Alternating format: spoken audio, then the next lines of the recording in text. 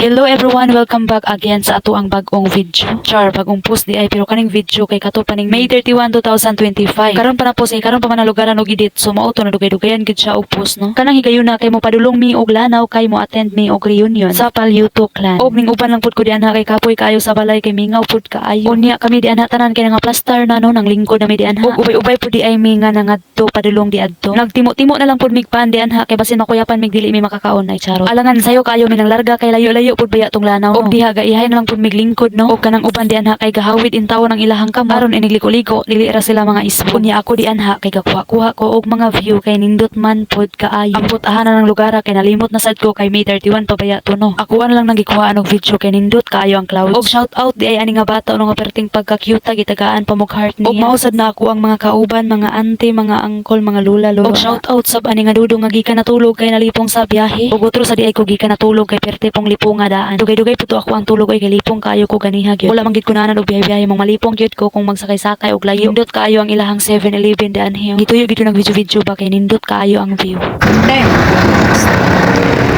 Agoy bihana mo tawag pa man sa kauban nga naa naman to sa front. Unya tuwang i-fast forward kay murag dugay gyud kaayo ta mo abot ani. Kay og dili i-fast forward maabtan patag pila ka adlaw ay charo. Unya gapadayon gihapon ko kuha sa mga video ay kanang view di ay. Kay ganahan lang ko nga makuha ang mga nindot nga tanawin di anhing lugar ambot ahan ning lugaran. Diya hapit na gyud intawon mi maabot. Fast forward no naabot na mi mao nang naog na mi di anha. Og nang naog na mi tanan sa amo ang gisakyan kay mo padulong mi sa una. Tuwa pa man di ay sa una nang balay nga amo ang adtuan. Sumo to nang lakaw sa lisod sa magkamanga na may tiil gamiton di pa manglakaw gyud. Unya pagabot di ay namo no kay daghan na kayong mga tawo kumbaga kami mo pinakaulay nga naabot. Kay kami man say pinakalayo gyud. Mao to guys speech na si Lola sabit di anha.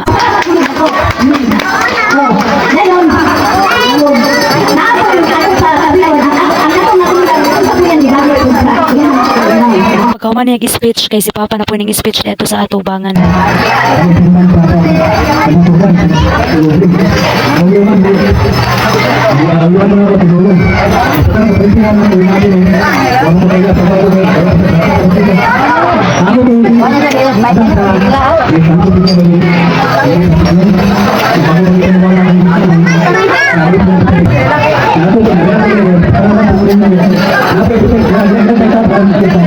Lagi sa istorya dito sa tubangan kaning anis ako sa duyan. Duyan sa ko diyan ha kay nindot man kaayo iduyan kay hangin pud kaayo. Pero anang pagduyan ako man na may pangaon na natanan. Og diri kasay-sayaw na sila. Og perti pag nila kamaayo magsayaw ay.